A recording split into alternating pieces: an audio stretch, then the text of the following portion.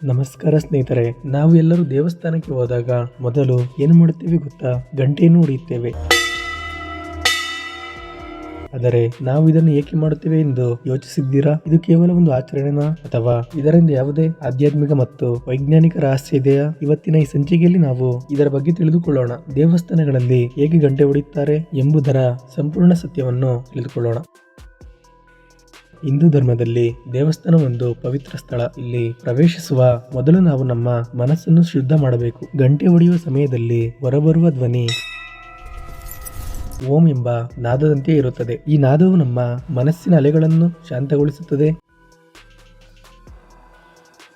ಪುರಾಣಗಳ ಪ್ರಕಾರ ಗಂಟೆಯ ಶಬ್ದವು ದೇವರನ್ನು ಎಚ್ಚರಿಸುತ್ತದೆ ಎನ್ನುವ ನಂಬಿಕೆ ಇದೆ. ಇದರ ಅರ್ಥ ನಾವು ದೇವರನ್ನು ಕರೆಯುತ್ತಿರುವುದು. ಹೀಗಾಗಿ ಗಂಟೆ ಹೊಡೆಯುವುದು ಒಂದು ಭಕ್ತಿಯ ಸಂಕೇತವಾಗಿದೆ. ಇನ್ನು ವೈಜ್ಞಾನಿಕವಾಗಿ ದೇವಾಲಯದ ಗಂಟೆಗಳು ಪಂಚಲೋಹದಿಂದ ತಯಾರಿಸಲಾಗಿರುತ್ತದೆ. ಗಂಟೆ ಹೊಡೆದಾಗ ಒಂದು ವಿಶಿಷ್ಟವಾದ ಕಂಪನ ಉಂಟಾಗುತ್ತದೆ. ಈ ಕಂಪನವು ಸುಮಾರು 7 ಸೆಕೆಂಡ್ಗಳಷ್ಟು ಮುಂದುವರಿಯುತ್ತದೆ. ಈ ಸಮಯದಲ್ಲಿ ನಮ್ಮ ಮೆದುಳಿನ ಎಡ ಮತ್ತು ಬಲ ಭಾಗಗಳು ಒಂದೇ ಸಮಯದಲ್ಲಿ ಸಕ್ರಿಯವಾಗುತ್ತದೆ. ಗೆಳೆಯರೆ, ಇದರಿಂದ ಏನು ಆಗಬಹುದು ಗೊತ್ತಾ? ಮನಸ್ಸು ಏಕಾಗ್ರತೆಯಿಂದಿರುತ್ತದೆ, ಒತ್ತಡ ಕಡಿಮೆಯಾಗುತ್ತದೆ, ಮನಸ್ಸಿಗೆ ಶಾಂತಿ ದೊರೆಯುತ್ತದೆ. ಅದಲ್ಲದೆ ದೇವಸ್ಥಾನಕ್ಕೆ ಹೋಗಿದ್ದಾಗ ನಮಗೆ ಒಂದು ವಿಭಿನ್ನವಾದ ಶಾಂತಿ ಅನುಭವವಾಗುತ್ತದೆ. ಹಿಂದೂ ಸಂಪ್ರದಾಯದಲ್ಲಿ ಒಂದು ನಂಬಿಕೆ ಇದೆ. ಗಂಟೆಗಳ ಶಬ್ದ ನಕಾರಾತ್ಮಕ ಶಕ್ತಿಗಳನ್ನು ದೂರ ಮಾಡುತ್ತದೆ. ಈ ಧ್ವನಿ ಅಲೆಗಳು ಸುತ್ತಮುತ್ತಲಿನ ವಾತಾವರಣವನ್ನು ಶುದ್ಧಗೊಳಿಸುತ್ತವೆ. ಹಳೆಯ ಕಾಲದಲ್ಲಿ ದೇವಾಲಯಗಳನ್ನು ಶಕ್ತಿಯ ಮಂದಿರ ಎಂದು ಕರೆಯುತ್ತಿದ್ದರು, ಏಕೆಂದರೆ ಗಂಟೆಯ ಧ್ವನಿ ನಮ್ಮೊಳಗಿನ ಶಕ್ತಿಯನ್ನು ಜಾಗೃತಗೊಳಿಸುವ ಕೆಲಸ ಮಾಡುತ್ತಿತ್ತು. ಇದರಿಂದ ನಾವು ದೇವಸ್ಥಾನಕ್ಕೆ ಪ್ರವೇಶಿಸುವಾಗ ಒಂದು ಪವಿತ್ರವಾದ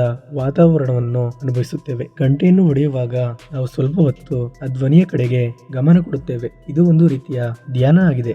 ಮನಸ್ಸಿನಲ್ಲಿ ಇರುವ ಎಲ್ಲ ಬೇಡದ ಆಲೋಚನೆಗಳು ನಿಧಾನವಾಗಿ ಕಡಿಮೆಯಾಗುತ್ತದೆ. ಇದರ ಪರಿಣಾಮ ಗಮನ ಹೆಚ್ಚಾಗುತ್ತದೆ, ಭಕ್ತಿ ಹೆಚ್ಚಾಗುತ್ತದೆ, ಮನಸ್ಸು ದೇವರ ಕಡೆ ತಿರುಗುತ್ತದೆ. ಅದಲ್ಲದೆ ಗಂಟೆ ಹೊಡೆದ ನಂತರ ದೇವರನ್ನು ನೋಡುವುದು ಮಹತ್ವವಾದದ್ದು.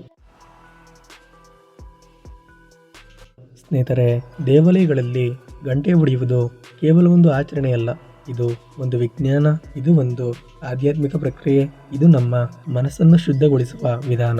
ಮುಂದಿನ ಸಲ ದೇವಾಲಯಕ್ಕೆ ಹೋದಾಗ ಗಂಟೆ ಹೊಡೆಯುವ ಈ ಎಲ್ಲ ಅರ್ಥಗಳನ್ನು ನೆನಪಿನಲ್ಲಿಡಿ. ಈ ವಿಡಿಯೋ ಇಷ್ಟ ಆದರೆ ಲೈಕ್ ಮಾಡಿ, ಶೇರ್ ಮಾಡಿ ಮತ್ತು ನಮ್ಮ ಚಾನಲ್ಗೆ ಸಬ್ಸ್ಕ್ರೈಬ್ ಮಾಡುವುದನ್ನು ಮರೆಯಬೇಡಿ. ಇನ್ನಷ್ಟು ಇಂತಹ ಆಸಕ್ತಿದಾಯಕ ವಿಷಯಗಳೊಂದಿಗೆ ಮತ್ತೆ ಸಿಗೋಣ. ಧನ್ಯವಾದಗಳು.